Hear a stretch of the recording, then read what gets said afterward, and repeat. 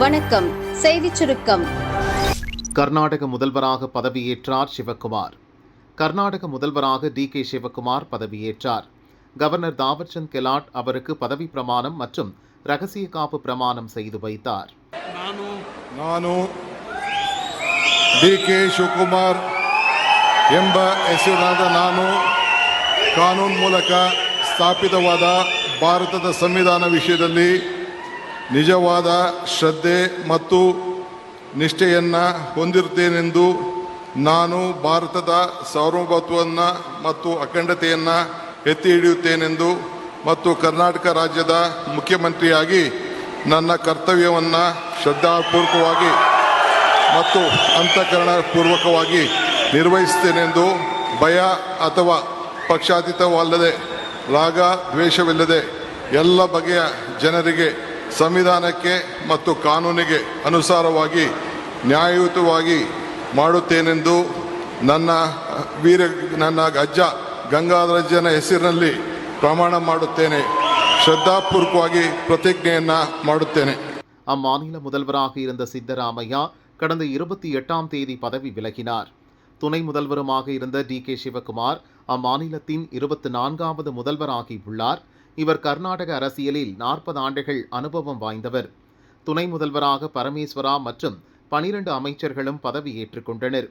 காங்கிரஸ் தலைவர் கார்கே, எம்பி ராகுல், தெலுங்கானா முதல்வர் ரேவந்த் உள்ளிட்ட பலர் பதவியேற்பு விழாவில் கலந்து கொண்டனர்.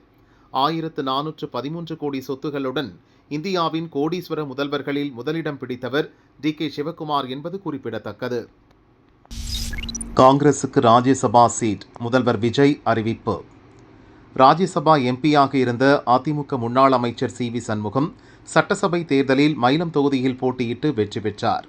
இதன் காரணமாக சி.வி. சண்முகம் தனது எம்பி பதவியை ராஜினாமா செய்தார். காலியாக உள்ள இந்த எம்பி பதவிக்கான தேர்தல் வரும் 18ஆம் தேதி நடக்க உள்ளதாக அறிவிப்பும் வெளியானது. தாவேக ஆட்சி அமைப்பதற்கு ஆதரவு தெரிவித்துள்ள காங்கிரஸ் கட்சியும் ராஜ்யசபா எம்பி பதவியை எதிர்பார்த்தது. இது குறித்து நேற்று தலைமை செயலகத்தில் முன்னாள் மத்திய அமைச்சர் ப. சிதம்பரம் முதல்வர் விஜயை சந்தித்து பேசினார். தொடர்ந்து இன்றும் காங்கிரஸ் மேலிட பொறுப்பாளர் கிரிஷ் சோடங்கர் முதல்வர் விஜயை சந்தித்து ராஜ்யசபா சீட்டை தங்களுக்கு வழங்க வேண்டும் என கோரிக்கை விடுத்தார். இதையடுத்து ராஜ்யசபா சீட்டை காங்கிரஸ் கட்சிக்கு ஒதுக்குவதாக தாவேக தலைவரும் முதல்வருமான விஜய் அறிவித்துள்ளார். எம்பி வேட்பாளர் யார் என்பதை காங்கிரஸ் விரைவில் அறிவிக்கும் என எதிர்பார்க்கப்படுகிறது. தேர்தல் வெற்றி செல்லாது. 10 ஆண்டுகளுக்கு பின் வந்த தீர்ப்பு. 2016 தமிழக சட்டசபை தேர்தலில் ராதாபுரம் தொகுதியில் அதிமுகவின் இன்பதுரை திமுகவின் அப்பாவுவை விட 49 ஓட்டுகள் அதிகம் பெற்று வெற்றி பெற்றார். இன்பதுரை வெற்றியை எதிர்த்து ஹைகோர்ட்டில் அப்பாவு முறையிட்டார்.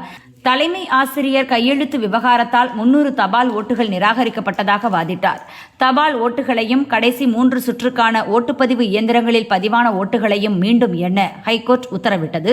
இதை எதிர்த்து இன்பதுரை சுப்ரீம் கோர்ட்டுக்கு சென்றார். ஆனால் ஓட்டுகளை மீண்டும் எண்ணலாம் என கூறிய சுப்ரீம் கோர்ட் முடிவுகளை அறிவிக்க தடை விதித்தது. 10 ஆண்டுகளாக இந்த வழக்கில் முடிவு தெரியாமல் இருந்தது. 2016க்கு பின் 2021, 2026 ஆகிய 2 சட்டசபை தேர்தல்கள் நடந்து முடிந்துவிட்டன. இனிமேலும் இந்த வழக்கில் விசாரணை நடத்தி எதுவும் ஆகப்போவது இல்லை என்பதால் வழக்கை முடித்து வைப்பதாக சுப்ரீம் கோர்ட் சமீபத்தில் அறிவித்தது. சென்னை ஹைகோர்ட்டில் நிலுவையில் இருந்த இந்த வழக்கில் நீதிபதி ஜெயச்சந்திரன் தற்போது தீர்ப்பளித்துள்ளார். அதன் விவரம்: 2016 தேர்தலில் ராதாபுரம் தொகுதியில் இன்பதுரை வெற்றி பெற்றது செல்லாது. மறு ஓட்டு எண்ணிக்கையில் 104 ஓட்டுகள் வித்தியாசத்தில் அப்பாவு வெற்றி பெற்று இருப்பது நிரூபணமாகி இருக்கிறது. இந்த தீர்ப்பால் இன்பதுரை தகுதி நீக்கம் என்று ஆகாது. அந்த 5 ஆண்டுகளுக்கான எம்எல்ஏ பென்ஷனை அவரால் கேட்க முடியாது. 2016 முதல் 2021 ஆண்டுகளில் தமிழக அரசு ஆவணங்களில் ராதாபுரம் எம்எல்ஏ என்ற இடங்களில் இன்பதுரை பெயருக்கு பதிலாக அப்பாவு பெயரை மாற்ற வேண்டும் என தீர்ப்பில் கூறப்பட்டுள்ளது. இது பற்றி அப்பாவு கூறும் போது தாமதமாக வந்தாலும் நீதி வென்றது, என் வலிக்கு கோர்ட் நிவாரணம் அளித்துள்ளது என கூறினார். மாஜி முதல்வருக்கு எதிராக அணிதிரண்ட எம்எல்ஏக்கள், கட்சியே கை நழுவும் அபாயம். மேற்கு வங்கத்தில் சமீபத்தில் நடந்த சட்டசபை தேர்தலில் 208 இடங்களில் வென்ற பாரதிய ஜனதா மாநிலத்தில் முதன்முறையாக ஆட்சி அமைத்துள்ளது. தொடர்ந்து 15 ஆண்டுகள் ஆட்சி செய்த திரிணாமுல் காங்கிரஸ் 80 இடங்களில் மட்டும் வென்று ஆட்சி அதிகாரத்தை இழந்ததை அடுத்து கட்சிக்குள் உட்கட்சி பூசல் வெடித்துள்ளது. கட்சித் தலைவர் மம்தாவே தேர்தலில் தோல்வியடைந்ததை அடுத்து சட்டசபை எதிர்க்கட்சித் தலைவர் யார் என்பதில் சலசலப்பு ஏற்பட்டது. எதிர்க்கட்சித் தலைவரை தேர்ந்தெடுக்க மம்தா வீட்டில் சமீபத்தில் திரிணாமுல் எம்எல்ஏக்கள் கூட்டம் நடந்தது. சோபன் தேவ் சட்டோபாத்தியாவை எதிர்க்கட்சித் தலைவராக நியமிப்பதாக மம்தா பானர்ஜி அறிவித்தார். இது தொடர்பாக கட்சி எம்எல்ஏக்கள் கையெழுத்திட்ட ஆதரவு கடிதமும் சபாநாயகர் ரதீந்திரா போஸிடம் வழங்கப்பட்டது. அந்த கடிதத்தில் உள்ளது தங்கள் கையெழுத்து இல்லை என எம்எல்ஏக்கள் சிலர் கூறினர். சகல் எம்எல்ஏக்களை தூண்டிவிடுவதாக கூறி எம்எல்ஏக்கள் ரிடா பிரதா, சந்தீப் சகா ஆகியோரை கட்சியிலிருந்து நீக்கி மம்தா பானர்ஜி உத்தரவிட்டார். எம்எல்ஏக்களிடம் நடத்திய விசாரணையில் சிலர் அது தங்கள் கையெழுத்து இல்லை என கூறினர். இது மம்தா பானர்ஜி தலைமைக்கு பெரும் பின்னடைவை ஏற்படுத்தியது. இந்நிலையில் ரிடா பிரதாவை எதிர்க்கட்சித் தலைவராக நியமிக்க சம்மதம் தெரிவித்து 58 எம்எல்ஏக்கள் கையெழுத்திட்ட ஆதரவு கடிதம் சபாநாயகரிடம் ஒப்படைக்கப்பட்டது. பெரும்பான்மை எம்எல்ஏக்கள் ஆதரவு கடிதம் கொடுத்ததை அடுத்து ரிடா பிரதாவை சட்டசபை எதிர்க்கட்சித் தலைவராக அங்கீகரிப்பதாக சபாநாயகர் தெரிவித்துள்ளார். இதற்கான நடவடிக்கைகள் மேற்கொள்ளப்பட்டுள்ளன. அதேபோல் மம்தாவின் முடிவுக்கு எதிராக அணிதிரண்டுள்ள எம்எல்ஏக்களில் இருந்தே தலைமை கொறடா மற்றும் எதிர்க்கட்சி துணைத் தலைவர்களும் நியமிக்கப்படுவதாக ரிடா பிரதா தலைமையிலான அணியினர் அறிவித்துள்ளனர். மொத்தம் 80 எம்எல்ஏக்களில் ரிடா பிரதா தலைமையில் 58க்கும் மேற்பட்ட எம்எல்ஏக்கள் அணி திரண்டுள்ளனர். இதனால் திரிணாமுல் காங்கிரஸில் பிளவு ஏற்படும் அபாயம் ஏற்பட்டுள்ளது.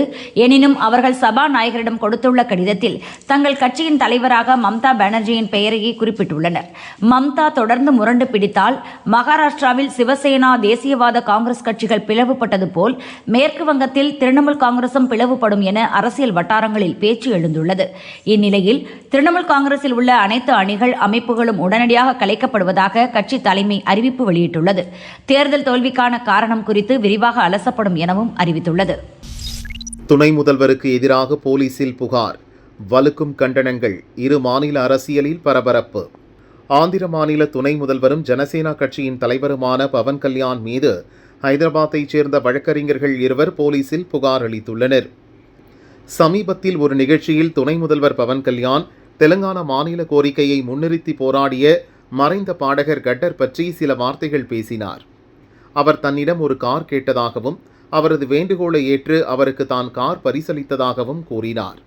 பவன் கல்யாணின் இந்த பேச்சு தெலுங்கானாவில் பெரும் சலசலப்பை ஏற்படுத்தியுள்ளது. ஹைதராபாத்தைச் சேர்ந்த வழக்கறிஞர்கள் 2 பவன் கல்யாணுக்கு எதிராக எல்பி நகர் போலீஸ் ஸ்டேஷனில் புகார் அளித்தனர். அதன் அடிப்படையில் பவன் கல்யாணுக்கு எதிராக வழக்கு பதிவு செய்யப்பட்டுள்ளது.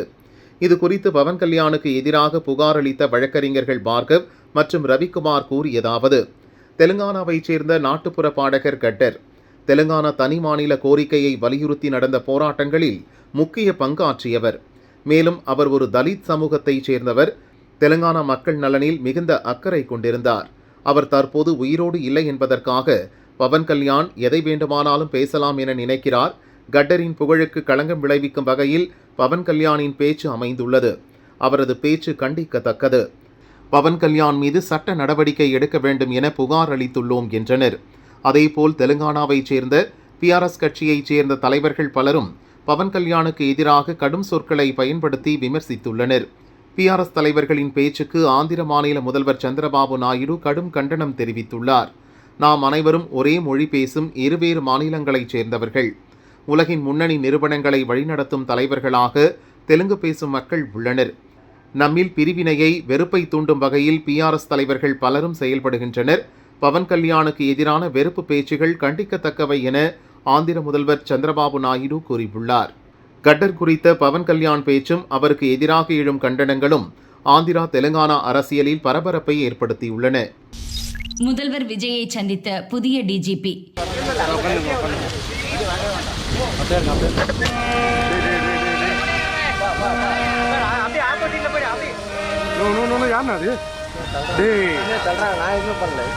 பின்னாடி யாருமே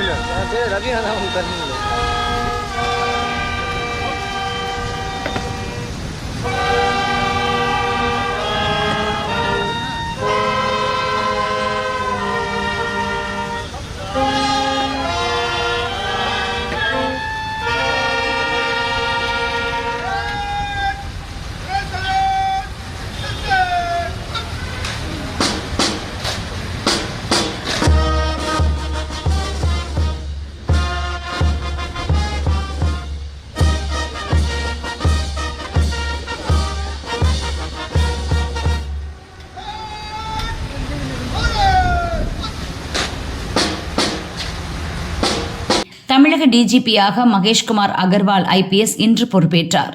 அவருக்கு காவல்துறை அதிகாரிகள் வாழ்த்து தெரிவித்தனர்.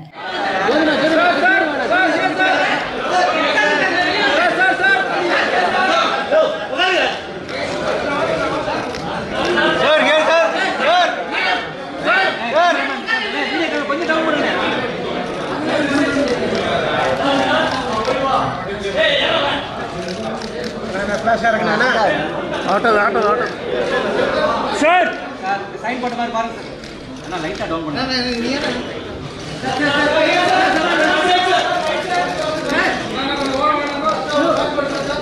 சார் டிசைன் சார் சார்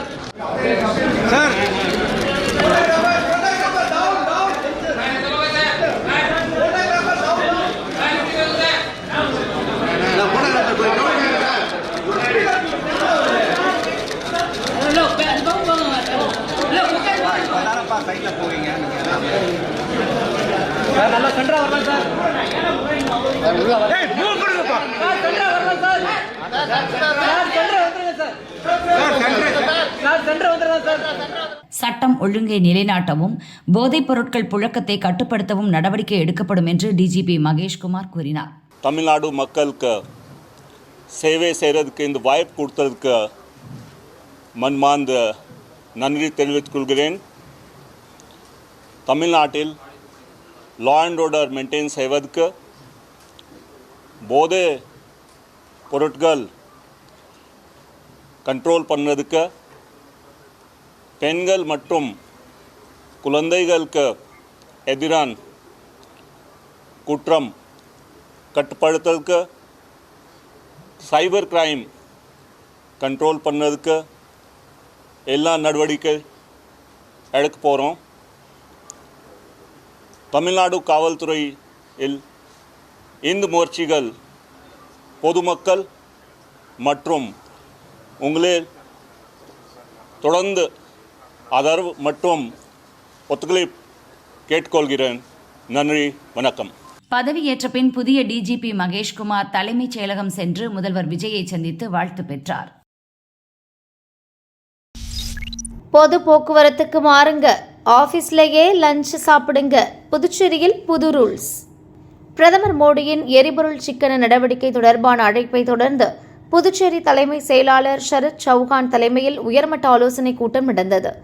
இந்த கூட்டத்தில் எடுக்கப்பட்ட முடிவுகள் குறித்து அரசு சார்பு செயலாளர் முருகேசன் அனைத்து அரசு துறைகள், அலுவலகங்கள், பொதுத்துறை நிறுவனங்கள் மற்றும் தன்னாட்சி அமைப்புகளுக்கு சுற்றறிக்கை ஒன்றை அனுப்பியுள்ளார். அதில் அத்தியாவசியமற்ற வெளிநாட்டு பயணங்கள், கல்வி சுற்றுப்பயணங்கள் மற்றும் ஆலோசனைகளுக்கான பயணங்கள் அனைத்தையும் அடுத்த 6 மாதங்களுக்கு ஒத்திவைக்க வேண்டும். எரிபொருள் பயன்பாட்டை குறைப்பதற்காக அதிகாரிகள் வாகன பகிர்வு நடைமுறையை பின்பற்ற வேண்டும். தேவையற்ற அரசு வாகன பயன்பாடுகள் முற்றிலும் தவிர்க்கப்பட வேண்டும். எரிபொருள் வாங்குவதற்கான செலவை குறைக்கும் விதமாக அரசு துறைகளுக்கு இடையேயான கூட்டங்கள், ஆய்வுக் கூட்டங்கள் என அனைத்தையும் இனி வீடியோ கான்பரன்சிங் மூலமாக நடத்த வேண்டும். அனைத்து அரசு அதிகாரிகளும் பணியாளர்களும் தங்களது வழக்கமான அலுவலக பயணங்களுக்கு பொது போக்குவரத்தை பயன்படுத்த வேண்டும். அனைத்து அரசு அலுவலகங்களிலும் மின்சார சேமிப்பு நடவடிக்கைகள் பின்பற்றப்பட வேண்டும். பயன்பாட்டில் இல்லாத நேரங்களில் அலுவலக மின் விளக்குகள், குளிர்சாதனங்கள், கணினிகள் மற்றும் பிற மின்சாதனங்களை ஆஃப் செய்து வைக்க வேண்டும். மதிய உணவு நேரங்களில் தேவையின்றி வீட்டுக்கு செல்வதை தவிர்த்து உணவை அலுவலகத்துக்கு எடுத்து வந்து சாப்பிட வேண்டும். இந்த சிக்கன நடவடிக்கைகள் உடனடியாக அமலுக்கு வருவதாக சுற்றறிக்கையில் தெரிவிக்கப்பட்டுள்ளது. திருப்பரங்குன்றம் மலை மெகா சர்வே நிறைவு. திருப்பரங்குன்றம் மலையை மத்திய தொல்லியல் துறையின் கட்டுப்பாட்டில் கொண்டுவர வேண்டும். மலையைச் சுற்றிலும் ஆக்கிரமிப்புகளை அகற்ற வேண்டும். மலையின் பாதுகாப்பை உறுதி செய்ய வேண்டும் என கே ரமேஷ் என்பவர் ஹைகோர்ட் மதுரை கிளையில் வழக்கு தொடர்ந்தார். கடந்த மாதம் நடந்த விசாரணையின் போது திருப்பரங்குன்றம் மலை முழுவதையும் மத்திய தொல்லியல் துறை முழு ஆய்வு செய்து அறிக்கை சமர்ப்பிக்க வேண்டும் என நீதிபதிகள் உத்தரவிட்டனர். கடந்த மே 25ஆம் தேதியிலிருந்து அளவிடும் பணி நடைபெற்று வந்தது. 7வது நாளாக இன்றும் நவீன கருவிகள் மூலம் திருப்பரங்குன்றம் மலை உச்சியை அவர்கள் அளவிட்டனர். அளவிடும் பணிகள் முடிந்த நிலையில் விரைவில் அதன் அறிக்கையை தொல்லியல் துறையினர் ஹைகோர்ட் மதுரை கிளையில் சமர்ப்பிக்க உள்ளனர். ஆரஞ்ச் அலர்ட் எங்கெல்லாம், எச்சரிக்கை விடுத்த வானிலை. சென்னை வானிலை ஆய்வு மையம் வெளியிட்டுள்ள அறிக்கையில் கூறியுள்ளதாவது: தெற்கு கேரள கடலோர பகுதிகளுக்கு அப்பால் உள்ள தென்மேற்கு அரபிக்கடல் பகுதிகளின் மேல் ஒரு வளிமண்டல சுழற்சி நிலவுகிறது. இதன் எதிரொலியாக நாளை கன்னியாகுமரி மாவட்டத்தில் ஓரிரு இடங்களில் கன முதல் மிக கனமழைக்கான ஆரஞ்ச் அலர்ட் விடுக்கப்பட்டுள்ளது. நீலகிரி, கோயம்புத்தூர், தேனி, திருப்பூர், திண்டுக்கல், ஈரோடு, சேலம் உள்ளிட்ட 13 மாவட்டங்களில் கனமழைக்கான வாய்ப்பும் உள்ளது. 5 மற்றும் 6ஆம் தேதிகளில் திருநெல்வேலி மாவட்டத்தின் மலைப்பகுதிகள், கன்னியாகுமரி, நீலகிரி, கோயம்புத்தூர் மாவட்டங்களில் ஓரிரு இடங்களில் கன முதல் மிக கனமழையும், திருப்பூர், தேனி, தென்காசி, திண்டுக்கல், சிவகங்கை, மதுரை, தூத்துக்குடி, விருதுநகர், ஈரோடு, சேலம், கள்ளக்குறிச்சி உள்ளிட்ட 16 மாவட்டங்களில் கனமழையும் பெய்யக்கூடும். 7 மற்றும் 8ஆம் தேதி கன்னியாகுமரி மாவட்டத்துக்கு ஆரஞ்ச் அலர்ட் எச்சரிக்கையும் விடுக்கப்பட்டுள்ளது. ஹோட்டலில் பற்றிய தீ, கருகிய உடல்கள், 20 பேருக்கு சோகம். தலைநகர் டெல்லி மாளவியா நகர் பகுதியில் உள்ள ஒரு பிரபல ரெஸ்டாரண்டில் இன்று காலை திடீரென பயங்கர தீ விபத்து ஏற்பட்டது. காலை 10 மணி அளவில் ரெஸ்டாரண்ட் முழுதும் மளமளவென தீ பரவி கட்டடத்துக்குள் ஏராளமானோர் சிக்கிக் கொண்டனர். தீயணைப்பு மற்றும் மீட்பு குழுவினர் ஸ்பாட்டுக்கு வந்து வேகமாக மீட்பு பணியில் மீட்டனர்.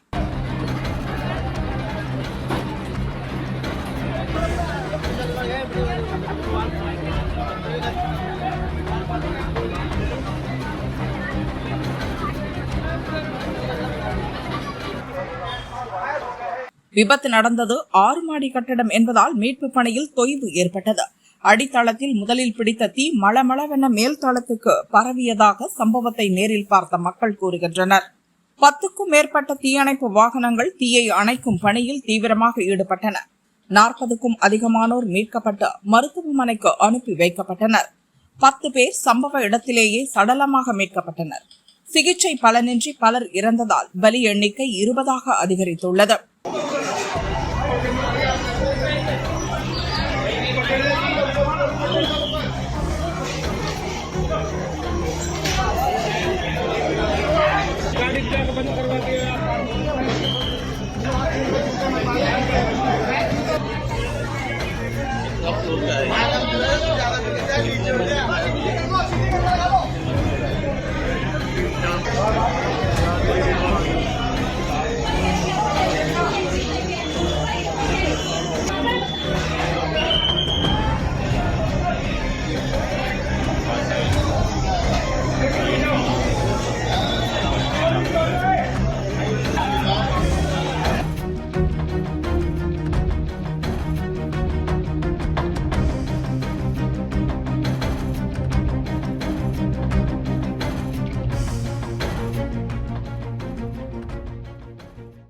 ஒரு சிலர் உயிர் தப்பிக்க மாடியிலிருந்து குதித்த சோகமும் நடந்தது. அப்பகுதி முழுதும் கட்டுப்பாட்டுக்குள் கொண்டு வரப்பட்டு பரபரப்பான சூழல் நிலவியது. பலர் படுகாயமடைந்துள்ள சூழலில் பலி எண்ணிக்கை அதிகரிக்கும் என அஞ்சப்படுகிறது. இறந்தவர்களில் பலர் வெளிநாட்டினர் என கூறப்படுகிறது. உடல்களை அடையாளம் காணும் பணி நடந்து வருகிறது. தீ பற்றியதற்கான துல்லியமான காரணம் சிலிண்டர் வெடித்ததா அல்லது மின்கசிவா என்பது குறித்து விசாரணை நடக்கிறது. பிரதமர் மோடி இந்த துயர நிகழ்வுக்கு இரங்கல் தெரிவித்து பாதிக்கப்பட்டவர்களின் குடும்பங்களுக்கு நிதியுதவியும் அறிவித்துள்ளார். பிரதமரின் தேசிய நிவாரண நிதியிலிருந்து இறந்தவர்களின் குடும்பங்களுக்கு தலா 2 லட்சம், காயமடைந்தவர்களுக்கு தலா 50,000 ரூபாய் வழங்கப்படும் என அறிவிக்கப்பட்டுள்ளது. அம்மாநில முதல்வர் ரேகா இரங்கல் தெரிவித்து துரித நடவடிக்கைகளை முடுக்கிவிட்டுள்ளார்.